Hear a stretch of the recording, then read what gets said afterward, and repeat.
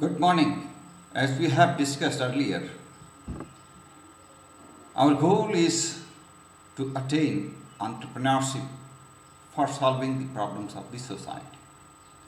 And you might have undertaken Google exercise and found out all sustainable development goals. So today we will talk about sustainable development goal number 2.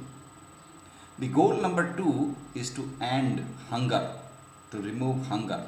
There should not be any hungry person in this planet. That is the goal number 2. Before I start my talk, I'll take you to history. In 1835, we had British rule, and at that time, a very important British executive, Macaulay, had presented a report in the British Parliament.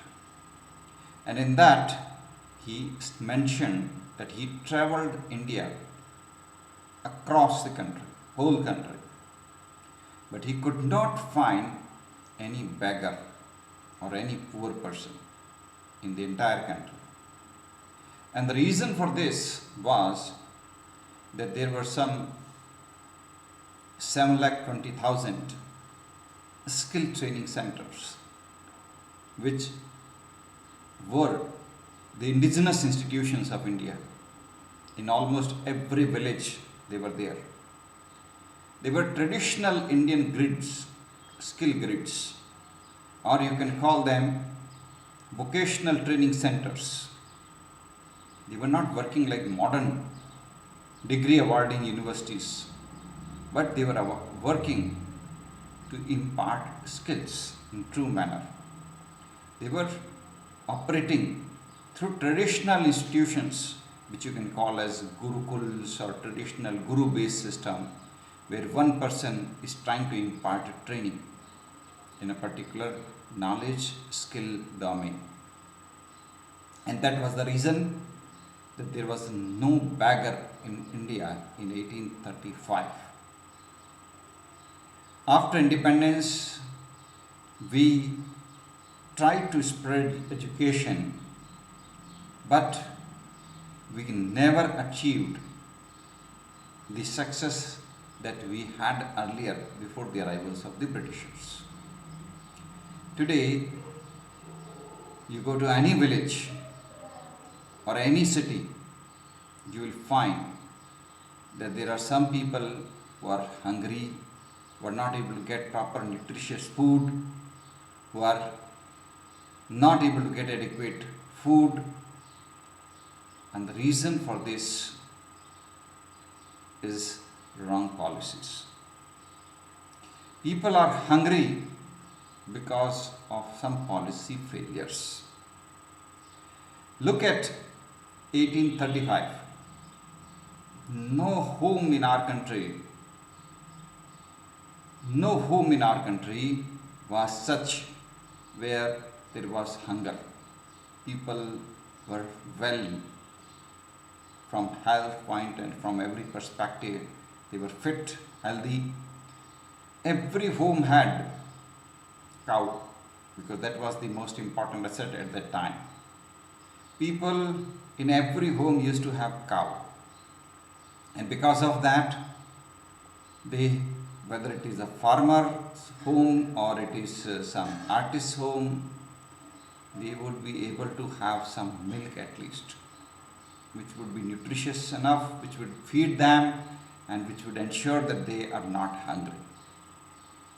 That was a time when every lady was expert in preparing something good for home. So, wherever you go in the entire country, every lady was highly skilled in preparing something to eat, nutritious food, something very nutritious. Everyone in 1835 in India was able to get good food because we had very good system of agriculture, which was organic agriculture at that time. Everyone had cow, and because of that, gobar, or cow dung was used in agriculture, and because of these traditional things like cow dung, cow urine, etc., the agriculture in India was organic. It was very good system of agriculture, and because of that there was no hunger. Today, what is the scenario? Today the hunger is increasing. Large number of people are not able to get adequate nutritious food. Why? Why it is so? It is so because of policy failures. So if you are really concerned, you should analyze the reasons. A large number of Indian land is being used for cultivation of food grown grains? No. Vegetables? No. A large number of land is being used for cultivation of some things which are not good for health at all. For example, a large number of land is being used for cultivation of so-called commercial crops like coffee, tea, etc. Are they so important? No. What is more important are the food or vegetables or fruits or those crops which are local varieties of the food. They should be grown, but that is not taking place. And in the future, this trend will continue because due to growing advertisements, marketing, and all these things, people are no longer eating what they should eat. They are eating what they should not eat. And so, what is the result? There is malnutrition. There is downfall in the health, and most important, there is price imbalance. Price imbalance because farmers are not getting adequate price if they grow vegetables or fruits or food grains, because people are not willing to pay for them. If farmers grow useless items, tobacco, etc., people are willing to pay for them. So, what is the result? Farmers are indirectly forced to grow useless items. And what is the result? The result is, in the future, we will see a shortage of food grains, shortage of land for food grains. So, who is responsible? You should think, analyze. Increasing marketing, increasing advertisement of useless products is making people leave good food for bad food. The new generation doesn't eat barley, traditional Indian crops, traditional Indian vegetables. They only eat factory made products. They only eat branded products. I'll not name the brands, but you can understand. And what is the result? Malnutrition, obesity, downfall in health, and at the same time, precarious conditions, very difficult conditions of the farmers. They are not able to grow millets, bajra, etc., because they don't get price for them. No, there is no buyer for them. And at the same time, the farmers are facing very, very difficult situations. They are forced to switch over to commercial crops like tobacco, etc. And in this way, the farmers end up in debt trap.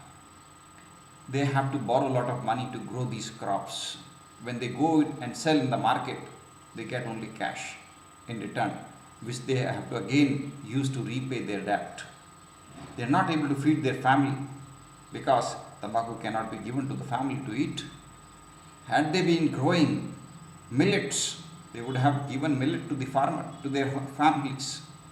Had they been growing millets, they would have given millets to their families, and their family would have become healthy.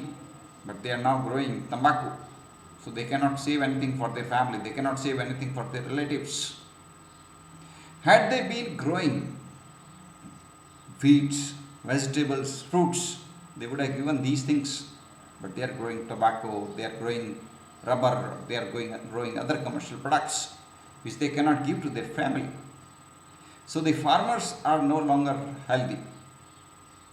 The farmers are not able to make you healthy because of the commercial market forces. They have to grow something which is not required.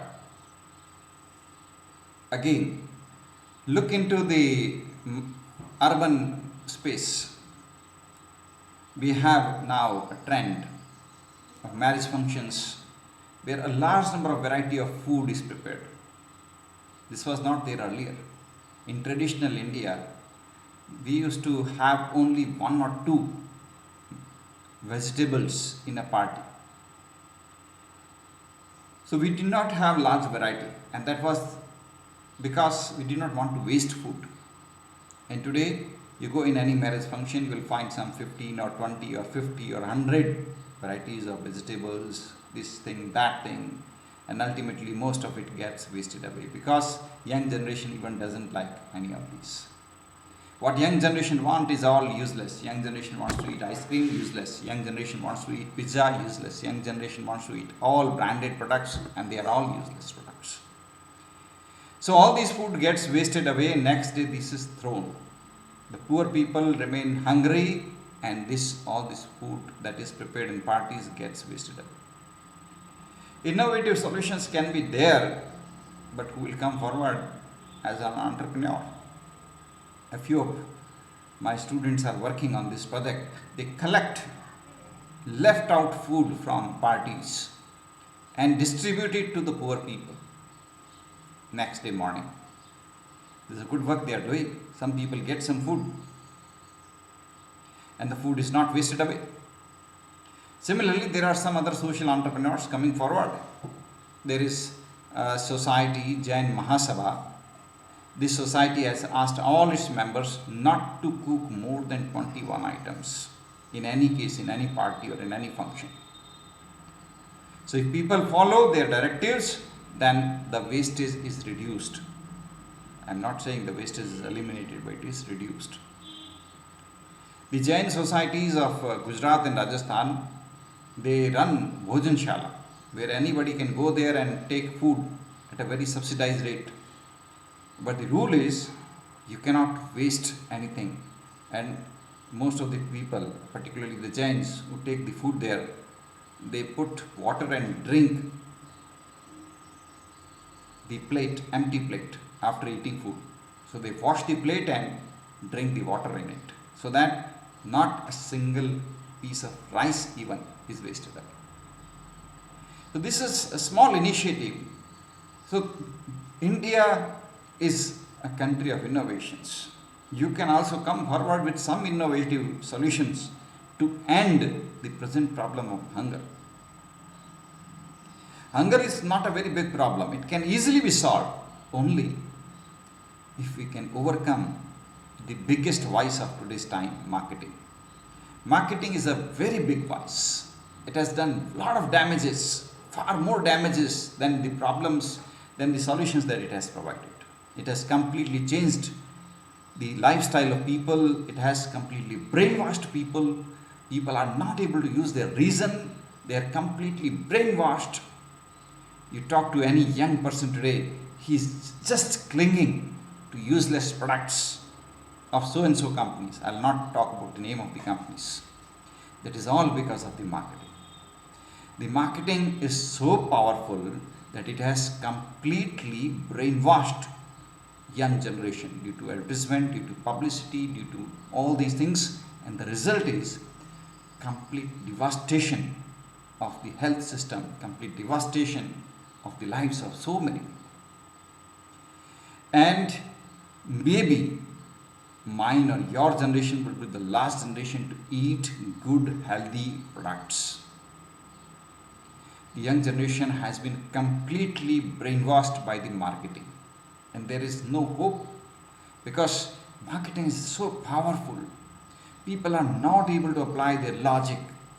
Their brain is completely stuck at this point. They are not willing to listen to any argument, counter argument. They are not willing to listen. Traditional Indian food, which we have been able to preserve for thousands of years. For thousands of years, we have been eating this food. It has been able to survive all British mighty efforts, but our own young generation, who is the young people who are coming out from IIM Ahmedabad or XYZ, they are so powerful that they have completely destroyed this entire food industry. Nutrition food has been completely destroyed by the modern means of marketing, modern means of advertising, completely destroyed. It is forcing young generation to blindly go for only branded products, and they will not eat good food which we used to have in our country for thousands of years. This is a very big threat. I'm not openly saying it because these large companies, they are also very dangerous, because once they come to know that somebody is speaking against them, they also take very rough steps against that person. We have already seen. If you do not follow my logic, go on YouTube and search out videos of Rajiv Dixit, who was murdered. You can look into and find out more details about him through Google, and you'll find the reasons of his murder or whatever it was, or whatever it is. But most important thing, try to listen to his speeches. They will make you aware what is good for you for your health, what is good for you for your health, or what is good for your fitness, and what you are eating. So nutrition, hunger, these are very big problems. More than 50% of ladies are anemic. They have shortage of vitamin A. They have shortage of blood in their body. They are not good in their health. This is such a big problem, such a big problem. The solutions are simple, but these are not branded solutions. So who will go for them? They are not, these solutions are not something what we are doing. If there is any problem of health, we just think buy a medicine and solve that problem. We are creating one problem after another, because the medicines don't remove the root cause of the problem. They create another problem and curb this problem for some time. You find a lot of medicines being sold today for health. Large number of companies are selling medicines. You take this medicine, you will have vitamin A. You take this medicine, vitamin B. Take this medicine, you will have vitamin C. And take this medicine for vitamin D, and so many things. What a fool the educated people are. And this is all because of marketing. This is all because of the modern means of communication, advertising, mass media, and so many things. I cannot say. The modern communications, the modern marketing, the modern advertising, they are so powerful that my words or these arguments will not reach most of you. The traditional Indian food, the traditional Indian practices have no marketing, no advertising, and therefore nobody is willing to listen. And if somebody wants to make people aware of them, then people make mockery of that person. Baba Ramdev is trying to do it, and you can search on Google, so many people are criticizing him, so many people are creating stories against him, so many people are against him, because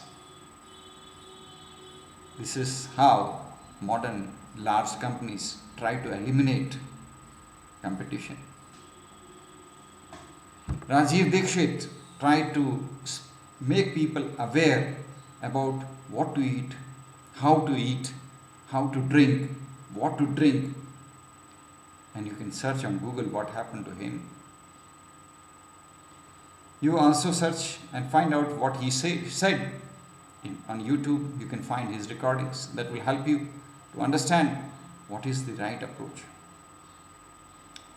So, the most unfortunate thing is that we had a very good system of food, what to eat, how to eat, what to drink, how to drink. Unfortunately, we are losing it. And remember, hunger is a very big problem in our country. And both are hungry, rich as well as the poor.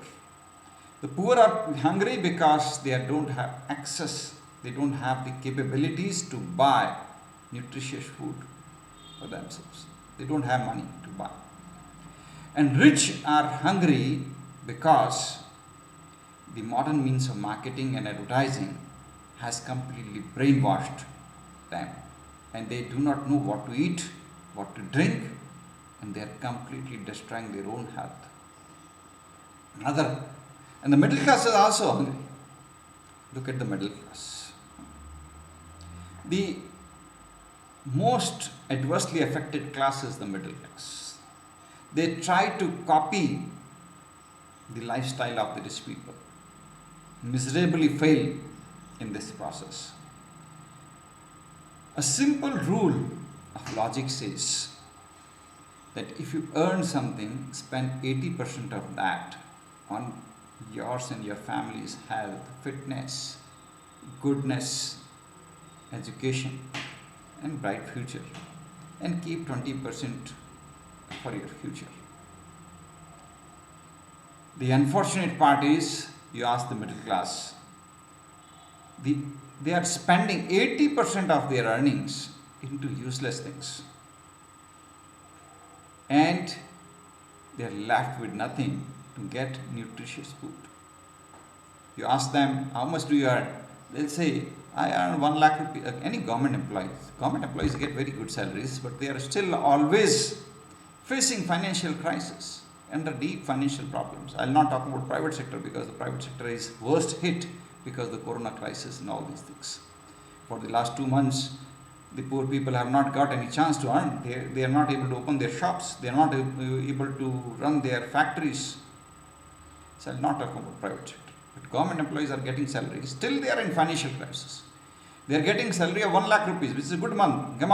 If they want to spend it on education, health, fitness, this is good amount. But look at it, what they are doing. They're spending out of 1 lakh rupees on 80,000 on useless things.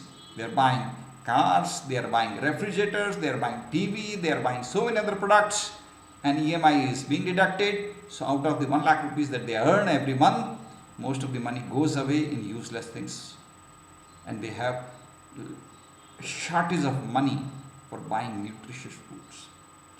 And they don't want to spend money on fruits, vegetables, food, which is really good for them. They want to spend money on cars and things like that, which are not at all useful to them. They will not adopt public transport system. They will not adopt economical method of living. They will fall prey to the modern advertisements and publicity and marketing, and spend away all their money in something that will not at all going to help them. So what is the result? Result is that our farmers are getting very, very bad situation. If they grow something good, you are not willing to pay them. Look at it. The prices, look at the money that people in India are spending. At the time of independence, people in India used to spend hardly a few lakh rupees on cars. And today, the Indian people are spending lakhs of crores rupees on cars. But they have not increased their expenditure in equal proportion to the most important thing, their own food. When it comes to food, they start blaming, this is very highly priced. Look at it. The time of independence, the prices of most of the vegetables, fruits, whatever it was, it has not grown that much as the other other. You look into the prices. If you go to the market to buy apple or mango, now suppose it's 100 rupees per kg. The middle class people will say it's costly. Why it is costly? If you are earning 1 lakh rupees per month, can't you spend some money on buying this fruit? Is it that difficult for you? If the price of onion becomes 40 rupees or 50 rupees per kg, people start shouting. Well, you get your salaries to eat, to lead good life. If you waste away entire money on cars and buying useless products just because you want to show off, it is not the fault of the government. It is not the fault of the system. It is your own fault. It is your own fault. Look into countries like Denmark, Netherlands. Why people are happy there? Because they don't spend money on cars and all these useless things. They adopt public transport system. They use bicycles to move within the city. That too, they use public bicycles on rent. But they spend their money on something really useful to them. Food, good food. And learn from them. I wish that someday even our IAS officers or our MP MLAs should start public transport. They should use public transport. And if they will start using public transport, the quality of public transport will improve tremendously. If they will start using public schools, public transport system, the quality of these services will improve substantially, and thereafter people will find no use in having their own personal cars. I request all of you that create some innovations. Ensure that your next generation understands what is good food, what is nutritious food, and how to take it. How to take it is very important because most of the young generation people, most of them do not know. You have to look into India 1,000 years back to find the solutions. You have to eat very slowly. You have to drink very slowly. You watch the lectures of Rajiv Dikshit. You will come to know about details of them. So, hunger is the goal number 2 in Sustainable Development Goal. Fight through your innovations this problem. Force people to get rid of the modern marketing and advertising and start taking the right food. And encourage people to adopt better practices.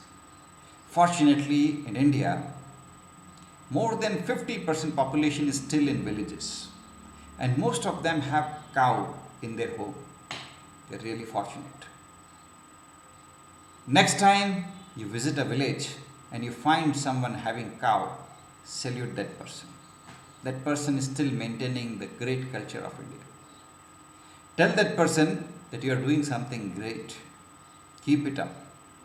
And next time when you go to any village, school, tell the students there that please try to maintain Indian culture. Maintain one cow at least in every home. This is my earnest request. The modern urban cities will completely destroy our age-old rich heritage and culture. Villages are the only hopes for the entire mankind. Indian villages are hopes for the entire mankind of the entire world because they are still able to maintain the traditional Indian practices which are truly great. So, If you can take one small step in this direction whereby they can preserve it, your efforts will go a long way. You cannot imagine how much impact you can create in next 50 or 100 years. Thank you all.